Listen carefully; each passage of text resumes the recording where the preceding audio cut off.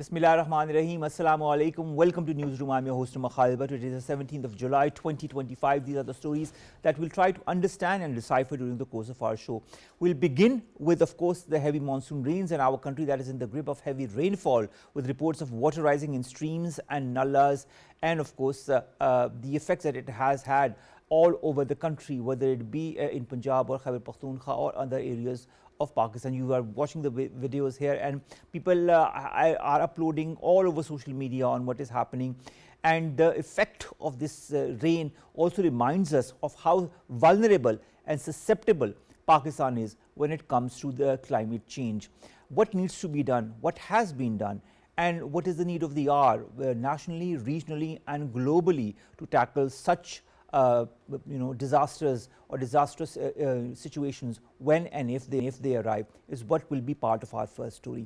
Our second story, ladies and gentlemen, concerns water also, but we'll go across the border to our eastern neighbor India, and how India is suffering from water insecurity due to its own decisions. India, the country that has politicized international water treaties, we all know that it has put Indus Water Treaty into abeyance and is also trying to renegotiate the water treaty with Bangladesh, which is going to end in 2026. Now, the fact is that Modi government has now laid the foundation for a regional water conflict by threatening to block Pakistan's water.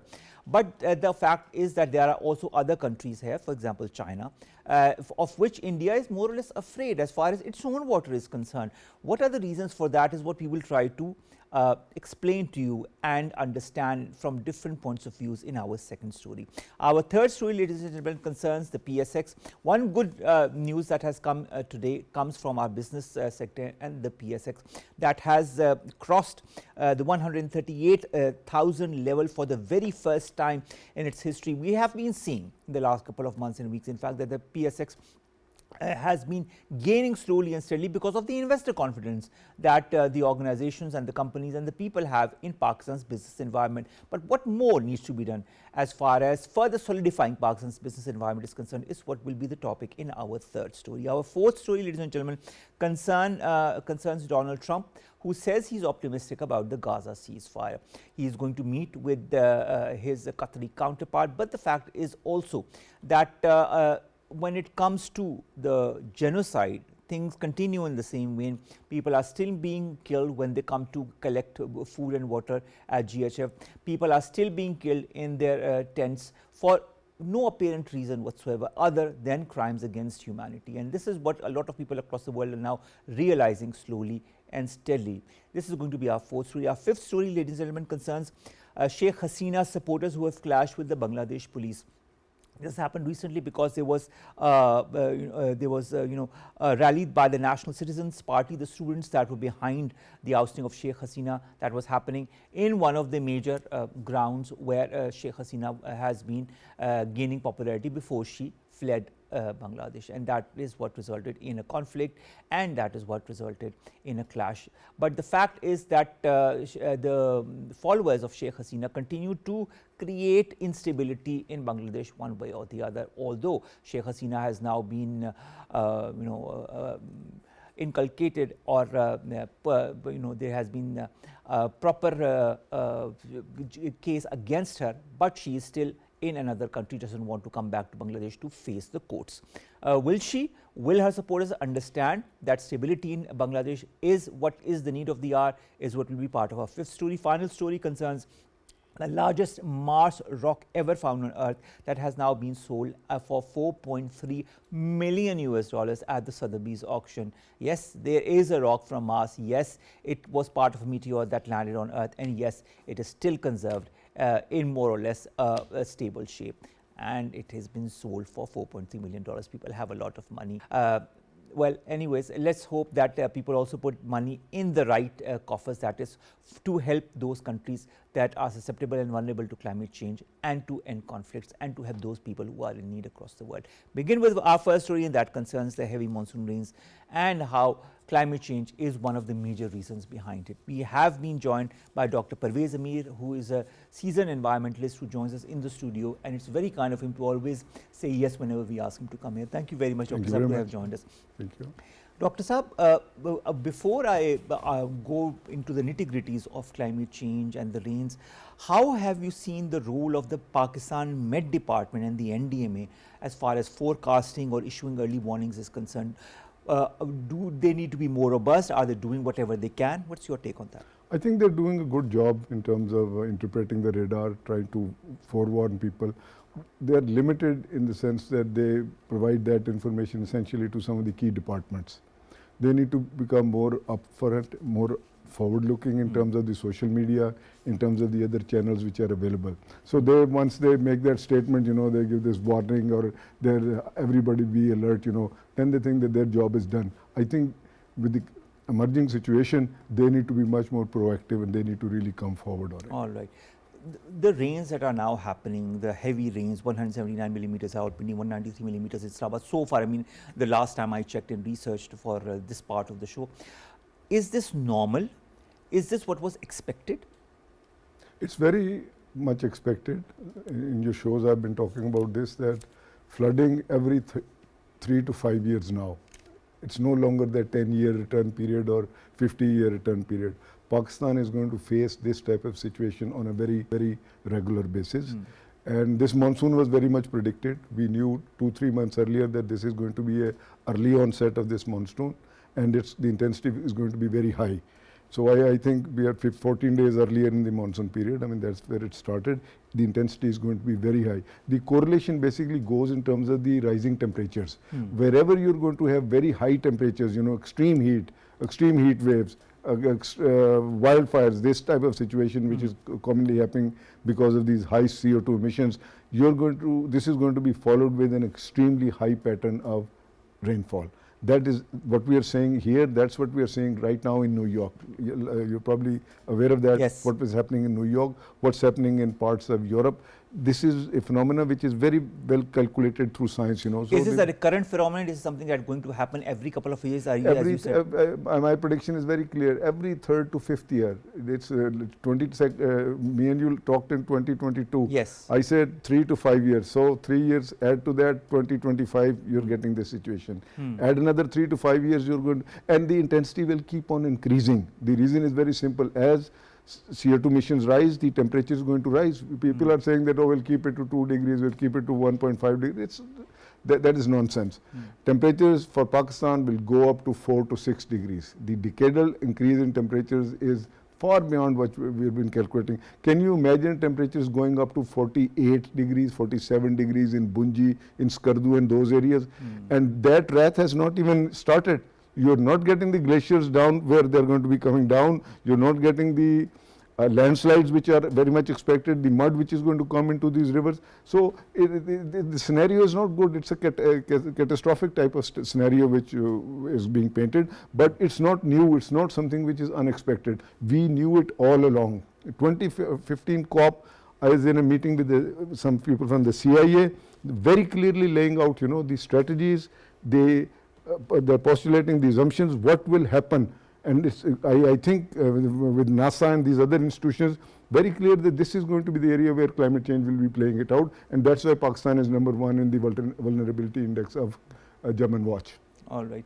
Pakistan is #1 on the vulnerability index of the German Watch. This said, you talk about the intensity that's going to increase. Will the intensity also increase in the coming days as far as these rains and maybe Glof and the glaciers are concerned? Oh, certainly. This is just the start. As Umar Sahab, I'm saying that 14 days earlier, this is just the beginning of monsoon.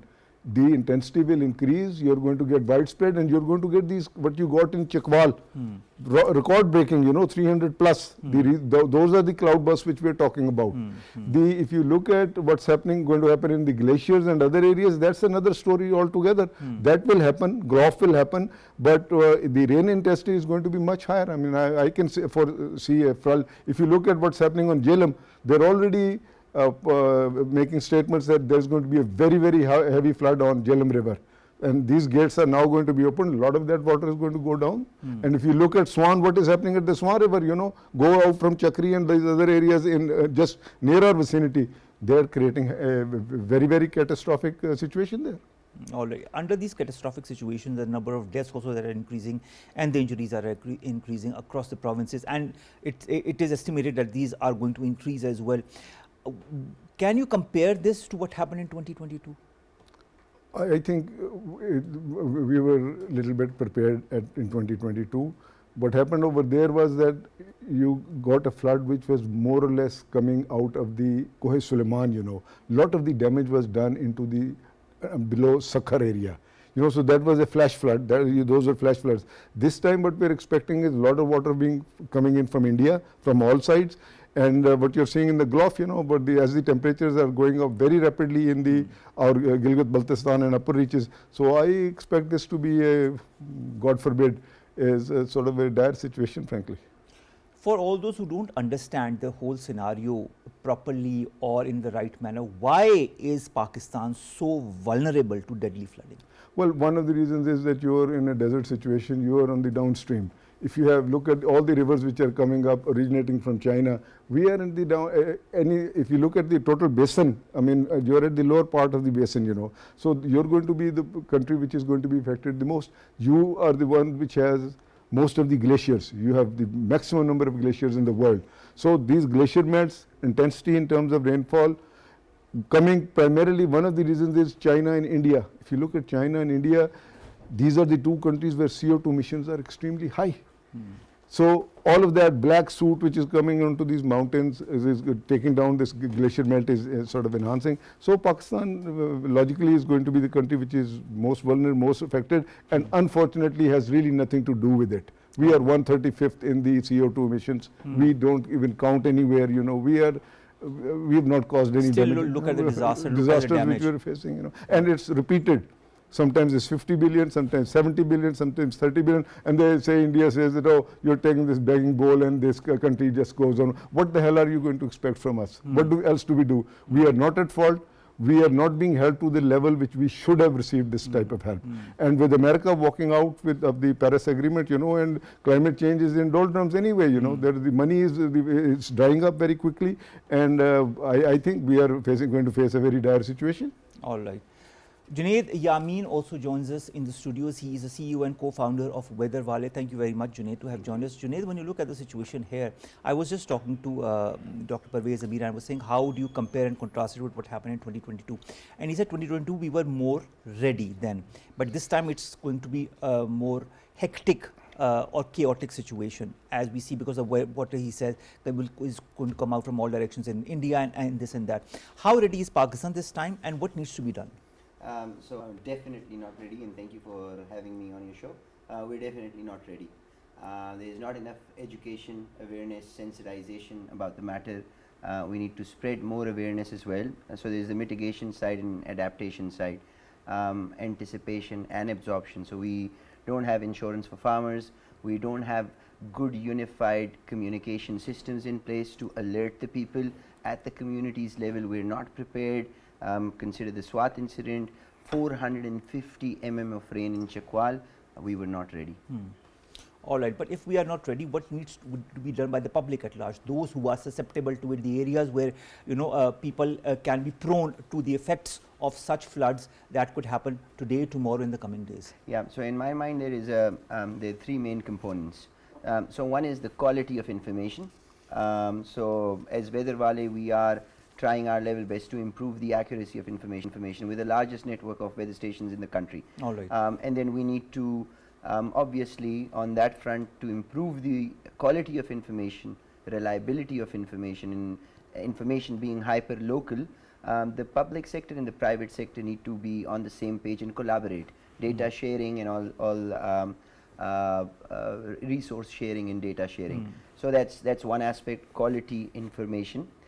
Reliable information. The second part is the dissemination of information. So considering Pakistan, and especially considering rural areas, we don't have good smartphone penetration. All right. We don't have network coverage in those areas. Literacy is a problem. Digital literacy is a problem. So even if we develop smartphone solutions, that's not going to be enough. So we need to integrate with the telecom sector. So we are able to disseminate this information considering even language barriers. Because if you go to Sindh or areas of KP, People will not be even to speak the national language. So the messaging needs to be very clear. So the second part is dissemination of information. So that is critical. And then third, we need to educate the people. We need to sensitize the people to sort of, even if they're left in that situation, what do they do? For instance, in Australia, I've spent a lot of time in Australia. All right. At a school level, life skills is a subject. And then Duke of Edinburgh, camping, basic life skill, first aid, that is all taught to even a 5th grader. And if I ask anyone in Pakistan, if a snake bites you, the first answer I get is usually bite it and chew it off, suck the blood. Or if you burned, what do you do? Put toothpaste on. It's actually counterproductive. So we need to sensitize and bring it into our curriculum. With the right information. Exactly correct. Exactly. Dissemination of the right information, mitigation are things that are extremely when it comes to situations such as the flood, and we need to be more ready and more aware and need to disseminate that information to all those around us so that they also can be ready under the current situation, and language barrier should not be a barrier anymore. We'll be back after a short break.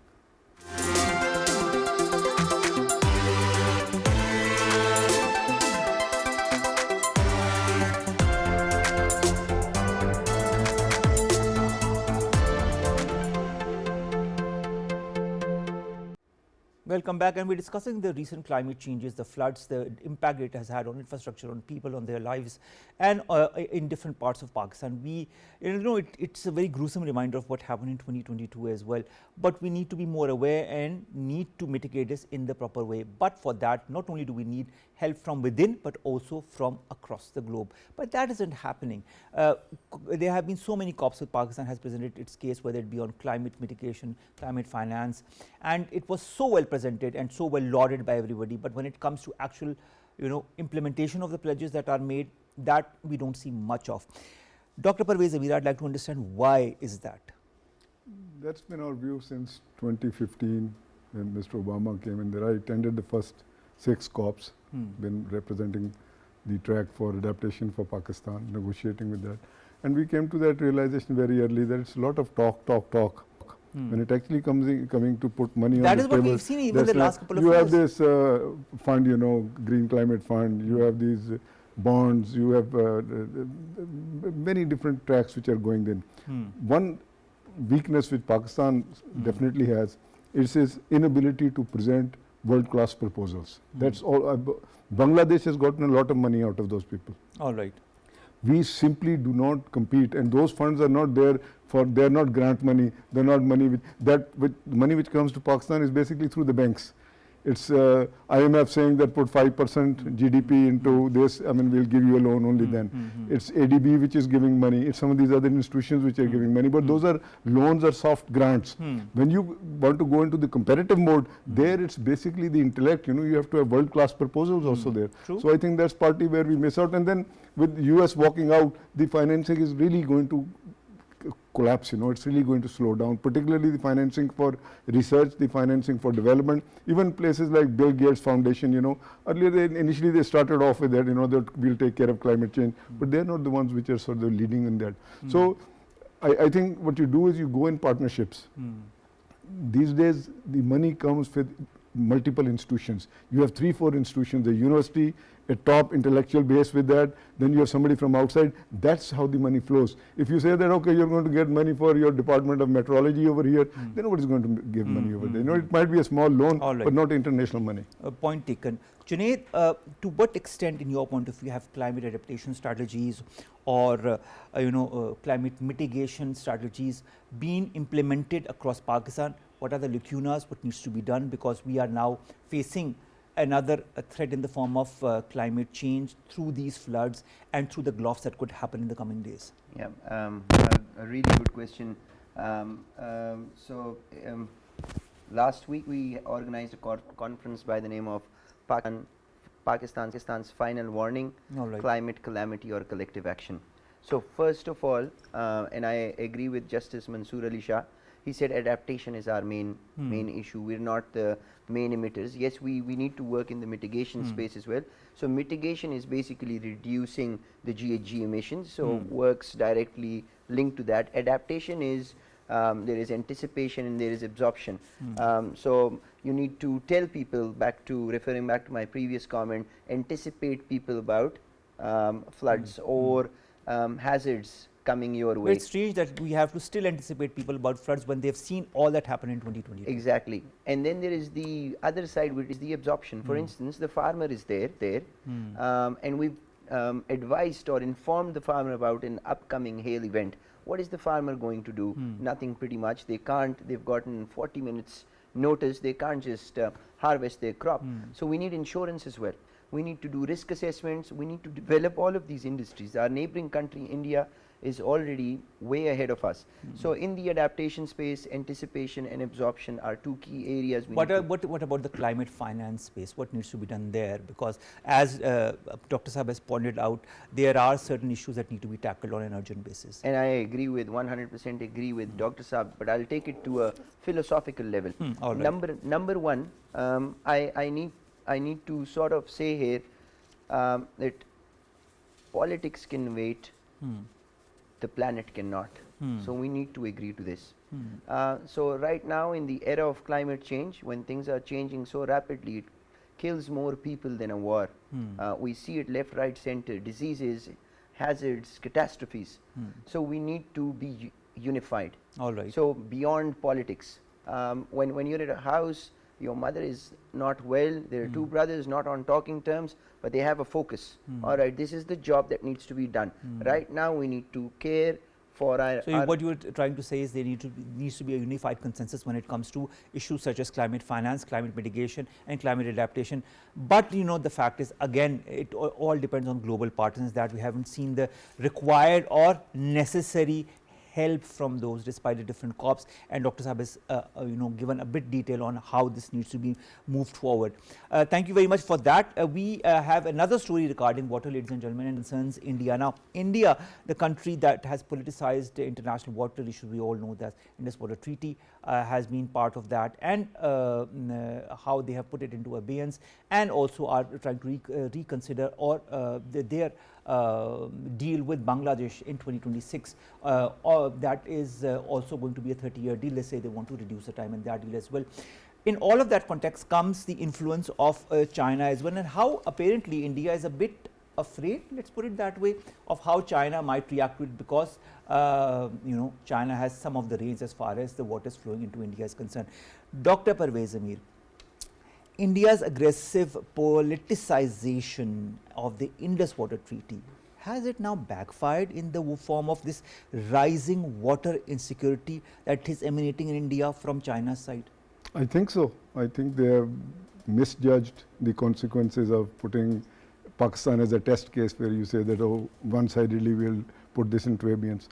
The waters for India, most of the waters, the origin is basically China. The largest dams in the world which are being currently built are in China. They will control, they will dictate how you will go with the international diplomacy, how you will go with the water rights and entitlements. What they were saying when India set aside this treaty, they said, look, historical rights must be protected and they must be honored. India said, oh, we don't really care, I mean, it's one-sided, we do it.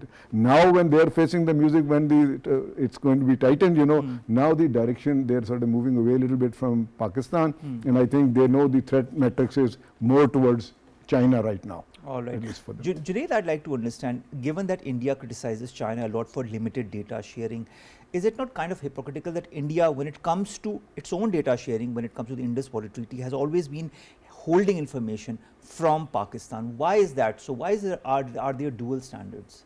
I would say that particular discussion, I have many opinions on it, but I would class that as something beyond my pay grade. Right. But diplomacy skills generally are needed, but there is other things we need to do. So yes, at a government level, diplomacy level, all of those practices and efforts need to go in. However, consider Australia. They don't have glaciers. They don't have monsoons. They don't have the amount of water Pakistan gets. Yet, their storage capacity, they can supply water for 900 days, whereas Pakistan can only go, I guess, Some years ago, probably around 30 days. All of this water, flooding water, is being wasted. We can create dams. We can create these storage capacities. So yes, there's two ways to look at it. Yes, that needs to be handled. That is important and a critical resource. But we need to think alternatives as well. This dependency could be reduced, and that could be one of the mitigations. All right. Let's talk about the politicization of all this issue, Dr. Saab. Northeast India is increasingly vulnerable to these sudden floods as per different reports due to the Chinese dams. Has Modi's water weaponization policy vis-a-vis putting into abeyance of the Indus Water Treaty now become a national security liability for them? In your point of view? I think so. I think it's very much a liability. The attitude which India takes, it's basically a hegemony. Well, for Pakistan, it's an hegemony.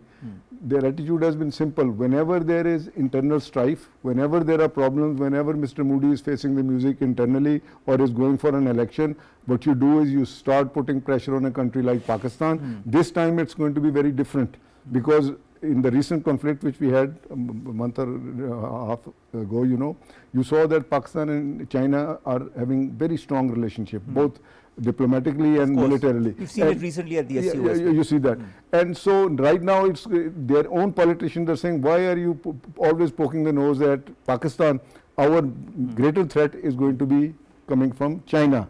So I think they're going to take that into the loop, and they really can't do anything. Look here, they're in the middle. We are the lowest riparian. We're the one which are affected most. They'll release water, we are going to be flooded.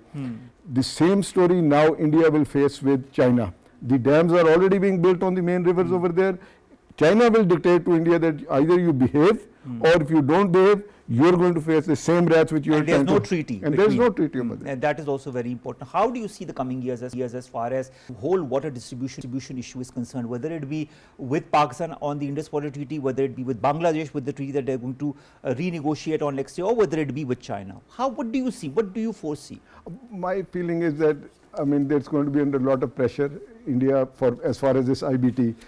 You saw the recent ruling which came out of the Court of Arbitration. Yes. They are going to come to senses. Whatever excess water they have, they can do nothing with that water. You're seeing right now, plenty of water coming in. Now they'll open up the gates because their dams are filling. Their internal conflict is much more severe with Haryana and Punjab. What they want to do is basically they want to take out some canals and they want to put that water out to Rajasthan and some of the other areas. The Chief Minister of Punjab is very vocal on that. He says, no, any water which passes through with us, we have the first right to that water. Secondly, within Kashmir itself, the core problem is Kashmir. Unless you resolve that problem, Umar Saab, you are not going to get any resolve on water. All right. That goes same for Pakistan, it goes same for China. They are the real axis of this conflict are Kashmir. You solve Kashmir, you solve the water problem automatically. Thank you very much, Dr. Parvez Zami, to have joined us, and thank you very much, Junaid, to have come out to our studios for the first time. It was a pleasure meeting you, and I hope this will be the first of many such encounters in the future as well. Thank you to both of my guests. Let's come to my third story, and that concerns on the business front, the PSX that has soared high, that has gone beyond the 138,000 level for the very first time in trading on Thursday.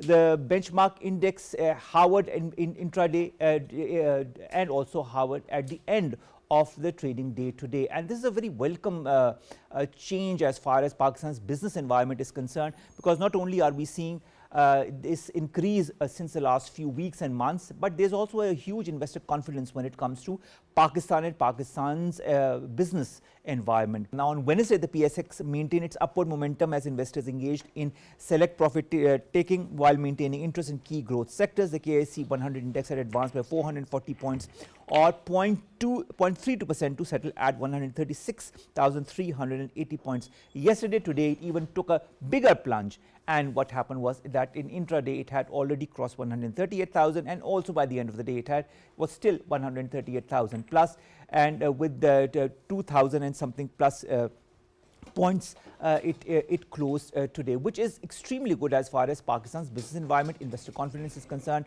and shows a very healthy trend not only locally, nationally, but also regionally and internationally. To discuss more on that, we now have in the studio Syed Ali Hassan. He's the Deputy Executive Director of Prime, which is a leading institute as well. But of course, he's been dabbling in economy for quite some time. Ali, thank you very much to have joined us. Ali, what are the key factors that are driving the KSC or PSX index since the last few weeks?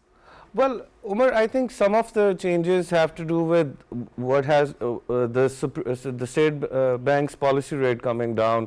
The state bank's policy rate has been coming down for a while, as you know, and now I think we're at a stage where investors feel like they are confident enough to go into the stock market. As you know, that if the interest rate is high, then borrowing is preferred from the banking sector. But now these are capital markets, and they have all of a sudden become more lucrative and more viable options because of the gradual fall in the capital markets. But there are other reasons as well. I think there are some institutional reasons. There is also a lot more confidence amongst the investor base in regards to the government policies. And of course, inflation has gone down, which means that the real returns from the stock market have basically gone up. And so that I think is exciting for investors. That said, I mean, there is a lot of reform that has been, that the economy is gearing up for in this budget. We had a lot of reform in regards to trade, and we know for the first time in a long time what the next year's trade policy is going to be like as well. So right now, I mean, policy inconsistency is probably one of the biggest problems that Pakistan has faced. But now I think the government has basically a 5-year plan to phase out most of the custom duties and most of the additional custom duties and regulatory duties that restrict trade and restrict imports, and therefore restrict our exporting ability as well. In this bullish run, how important is foreign investment in your point of view? Because we have seen that PSX is now becoming one of the world's top performing markets in 2024, with an 85% growth in rupee terms and 87% in dollar terms. That's right. This was back in 2024, and foreign investors have started to take an interest. Especially, we have like investments from China and the Middle East. Those have re-entered the market, so that's a really positive sign. And then also, I think under the IMF's guidance, external account stability and debt rescheduling, that has had an effect. Right. Investors are, not seeing the sovereign now in a state of crisis, and even our foreign exchange reserves have increased comparatively to what they were. But basically, companies like PSO, OGDCL, UBL, Hubco, these have always been foreign investor friendly, and so these companies are doing well right now, and I think that is one of the 2025 going to be a lucrative year as far as foreign investment in PSX is concerned? Somewhat. I mean, there are projections that the stock market benchmark will be somewhere around 165,000 points towards the end of the year. So definitely there is an improvement, and the steady improvement we'll see. There is a lot of reform that still needs to be done in the economy, but definitely directionally we can see that the economy is on the right path, and that is reflected in the private sector. All right, you say economy is on the right path. Let's talk about the economic indicators. You talked about the inflation. Let's also talk about the 2.7% GDP growth in fiscal year 2025, or the interest rate cuts from 22% down to 11 to 12%. And of course, you talked about the disinflation with the CPI at historic lows as well. Are these historical indicators, economic indicators, moving in the right direction as we speak?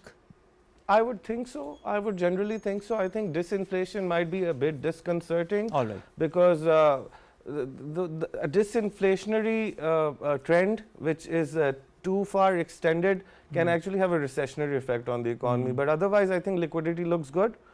Foreign exchange situation looks good. Market is vibrant, market is dynamic. Investors are not afraid to play the game and participate in these activities. And we had maybe I think the last real dip we had was right before the war, or right during the conflict period between India and Pakistan, but quickly recovered. Just the next day, stock market was back to where it was. So what we're seeing is that there is some established investor base that is constantly putting their money into the stock exchange and looking for outcomes. All right, So, looking something for like good that. outcomes. Speaking of outcomes, the Udan Pakistan Economic Transformation Plan that has aimed at so many things, structural reforms, export enhancement, privatization, improved fiscal stability. How do you feel, is it sustaining long-term investor confidence and market momentum? Is it also one of the reasons that we are seeing a certain stability when it comes to the PSX? Well, Umar, there are about like 2 or 4 plans that are basically yes. in the market right now from the government, and Uran plan is there. But Uran plan really, there's, for example, the regulatory guillotine that the government is going through. They're trying to get rid of, a lot of the excessive regulations. It's a major step to be taken. But I think as far as the Uran plan is concerned, I think that's a plan with a slightly more longer term orientation. Coming from the Planning Commission, essentially, it has a vision of developing infrastructure, developing capacity more than anything else. And so I don't think, personally, I don't think that this is because of the Uran plan. There might be a factor involved there, but the effects or the benefits of the Uran plan would basically come maybe in the after the 5-year period. All right. Yeah. All right. So, let's come to before the 5-year period. Bloomberg anticipates more than around 27% growth in the fiscal year 2025 in Pakistan. How does that bode for the rupee stabilization and for favorable interest trends? The stock market is like, you can say that it's like a forward-looking barometer, of the economy. And so these are good indicators, but and definitely it reflects liquidity dynamics, but it's not an indicator for immediate growth. That will come. But what we're seeing is, so you can't have foreign investment come into the country unless things are stable and policy is certain. So with plans like Uran plan, with plans like the trade reform, tariff reform plan, we're getting a sense that there's some longer term orientation, and even in the top leadership, there is some sense of stability. We'll probably be going towards, a continued maybe phase of regime. And for that reason, I think that really settles down. That is what also leads to increased investor confidence as well. If there's a continuity of the same policies over a certain number of years. Absolutely. If you change policies after 1 or 2 years, investors become really iffy, and it takes some time to even get their confidence back. So a lot of the things that we're seeing right now is the result of basically the government having put in the hard work to get that confidence back. And even if a regulatory environment is not very friendly, but it remains the same, you'll get foreign investment coming in because people over time do learn how to navigate in that regulatory environment. And whenever something new happens, it takes some time for people to come back into business under those conditions. When it comes to regulatory environment, whether the government, you say there's a long-term stay as far as the government is concerned, but over the next, shouldn't we be thinking of the next decade, of the next 2 decades as well, as far as economic stability or the economic indicators or sustainability in the economic realm is concerned? Shouldn't we be more forward thinking or thinking in the long term instead of just the short term? Oh, we absolutely are. I tell you, Umar, right now everybody understands that this is kind of the consolidation phase, but everyone in government is inching to go for growth, and growth is what we need to go forward in the future and compete with different economies that surround us and different economies that are of the same size as us and doing the same things as us. Those plans are coming, I believe, and according to my information, those plans are not only coming, but they're being worked upon. And there is definitely some kind of transformation roadmap that the government is going to be bringing in over the next maybe 12 months. What we will see probably is a major shift towards market liberalization, maybe easing the doing business process, deregulating. These are all things that are in play, but I think we'll see a serious push towards these over the next 12 to maybe 18 months, where the economic fundamentals of the country will be essentially unlocked, and the potential of the private sector will also be tapped into. Otherwise, what we have been surviving under is a very conservative kind of environment. Agreed. There is no money to essentially do anything, but now you can see that the stock market is indicating that the liquidity has is there in the market, and we are not going through an inflationary period as well. So this is excellent. I think really good indicators. I still won't go too far ahead and say that this is indicating that we're on the right path, but the government is essentially looking in the right direction. And making the right moves. Let's And put it making the right moves, at least most of them. All right. Thank you very much, Ali, to have joined us. Saeed Ali Hassan, ladies and gentlemen, the Deputy Executive Director of Prime, joining us to give us more details as far as Pakistan's economic indicators and, of course, the PSX that is on a historic high. With every passing day, sometimes we see the increase, just like we saw in the last 2 days as well. Of course, shows a lot of confidence that our business community has in Pakistan's stock exchange. Last 3 stories, very quickly. The 4th story concerns Donald Trump, who says he's optimistic as far as Gaza ceasefire is concerned. He says, and I quote, "We have some good news on Gaza and good news on a couple of things that we're working on a very high level, but you've done a fantastic job." He was, talking to his convoy for the Middle East. He's also going to meet the Qatari leadership today, if he hasn't met them already. But the fact is that whatever is happening in Israel is also putting a lot of question marks on the possible future of any ceasefire. When you look at the number of people that are being killed, maimed left, right and center, when they are being denied their basic rights such as food, water, medicine and so on, when they are being killed like small ants, to say the least, this is giving rise to a whole new chapter as far as the humanity or human rights is concerned. When we say that this is war crimes or crimes against humanity, it couldn't be far from the truth. But anyways, let's hope for the best and let's hope the ceasefire comes to some kind of conclusion. But the issue also is that Pakistan has always been proposing in the right direction, that something needs to be done and the two-state solution needs to be implemented. But a lot of questions are there as far as that is also concerned. But Israel is also trying to plan to forcibly confine more than 2 million Palestinians in a small area in the southern Gaza Strip, that a lot of people are amounting to a concentration camp. Next, ladies and gentlemen, is Bangladesh, where Sheikh Hasina's supporters have clashed with the Bangladesh police. This happened on Wednesday at a rally of the Bangladesh youth-led National Citizen Party in the southern town of Bangladesh, with 4 people killed and around 9 injured. That is quite varied because of the different news agencies that are being saying that. Members of Hasina's Awami League tried to disrupt a rally by the National Citizens Party, and this is what gave rise to this conflict. Bangladesh, as we very well know, has been in political turmoil since Hasina was toppled earlier, nearly a year ago.